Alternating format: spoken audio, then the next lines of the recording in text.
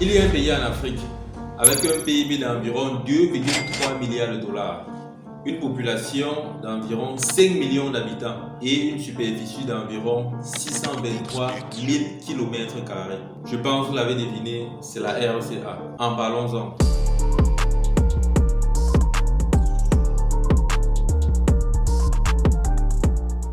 La RCA, c'est tout simplement un pays d'Afrique centrale.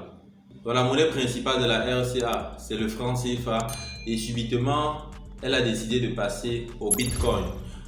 Alors déjà, avant d'aborder ce sujet, il faut tout simplement comprendre qu'avec les monnaies fiduciaires, que ce soit les billets ou les pièces, la valeur de ces billets ou ces pièces-là viennent en fait de la confiance que les utilisateurs, c'est-à-dire que la communauté, va accorder aux organismes qui soutiennent cette monnaie-là.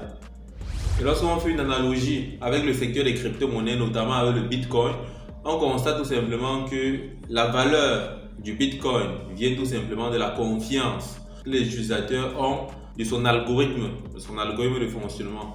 Mais déjà, il faut savoir que le Bitcoin, c'est tout simplement un ensemble d'algorithmes, donc de code informatique qui est stocké sur la blockchain. Et la blockchain est répartie sur plusieurs ordinateurs à travers le monde entier, à travers plusieurs techniques cryptographiques, ce qui assure non seulement la sécurité, la décentralisation, mais également la transparence. Et plus tard, ce qui engendre plusieurs avantages, plusieurs conséquences positives tout simplement pour la communauté.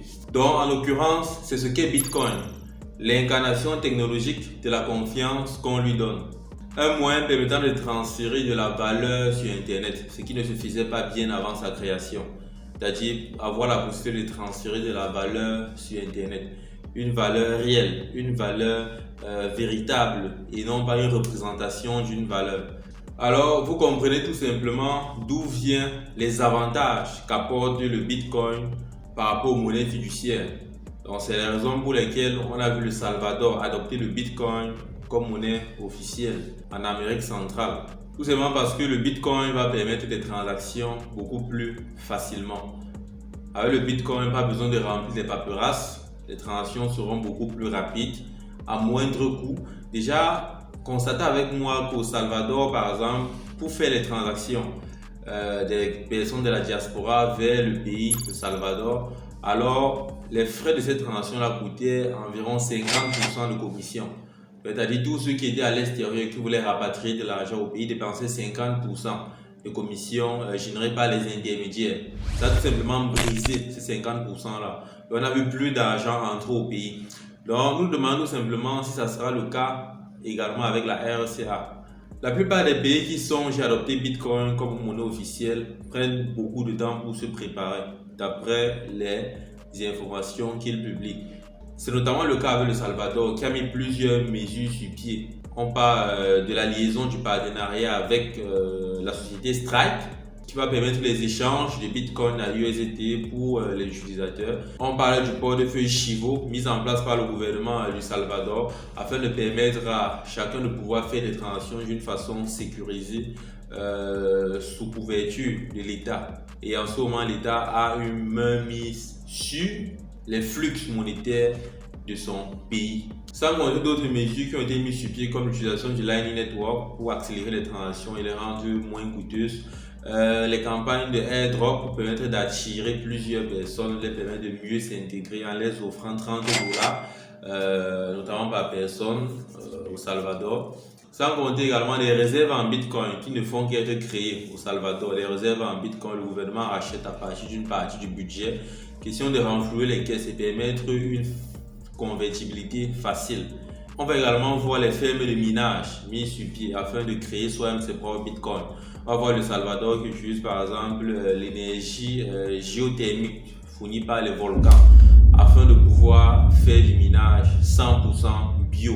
Du minage de Bitcoin 100% bio. On va aussi voir la création de plusieurs centres de formation. Question de sensibiliser le Salvador, sensibiliser la population, sensibiliser tous ceux qui ne sont pas encore dans le secteur des crypto-monnaies afin que l'adoption puisse croître sans cesse. Alors, revenons dans le cas de la RCA. La loi régissant les crypto-monnaies est sortie. On a la loi 10 qui dit Tout agent économique est tenu d'accepter les crypto-monnaies comme forme de paiement lorsqu'elles sont proposées pour l'achat ou la vente d'un bien ou d'un service. Est-ce que cela signifie que toutes les crypto-monnaies sont acceptées ou alors on a juste quelques crypto-monnaies qui sont acceptées? Si oui, on a vu en combien de temps s'est créé Dogecoin? En 2 heures de temps. Donc, il serait bien possible que notre individu vienne créer sa part de Dogecoin probablement en 2 heures de temps ou bien moins pour pouvoir acheter des services vu que toutes les crypto-monnaies sont acceptées. Donc, c'est cette partie qui m'a été un peu incompréhensible. Bon, selon moi, je sais pas, peut-être je dois encore relire plusieurs fois. Donc, sinon, si vous voulez le lien concernant cette loi, je vais mettre ça en description et vous allez pouvoir aller la consulter. On sait tous que le PIB par habitant de la RCA à 1960 était environ 2 fois supérieur au PIB du Rwanda. À l'heure actuelle, on se retrouve avec un PIB de la RCA environ 2 fois moins par rapport au PIB du Rwanda, d'après la Banque mondiale. On sait également qu'environ 10 à 13% de la population en RCA a accès à Internet. Sans oublier les multiples guerres qui sévissent en RCA à l'heure actuelle. Selon vous, cette adoption est plutôt trop rapide ou alors elle est là au bon moment? Parce que plusieurs personnes en fait s'attardent à faire des discussions du genre manque de préparation, tout ça. Bon, ici on donne juste les informations. Concernant le jugement, on ne peut pas donner de jugement. On n'a pas tous les tenants et les aboutissants pour pouvoir donner un résultat clair. Alors, on espère vraiment que le Bitcoin va pouvoir changer les choses, va pouvoir apporter des améliorations, va pouvoir permettre de faire des économies, surtout sur les transferts bancaires vers l'extérieur. On espère vraiment que plusieurs choses vont changer.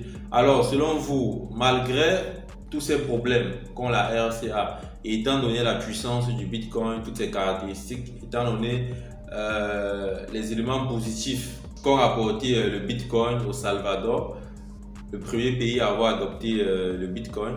Alors, pensez-vous que le Bitcoin va pouvoir avoir un impact positif sur la RCA d'une façon massive?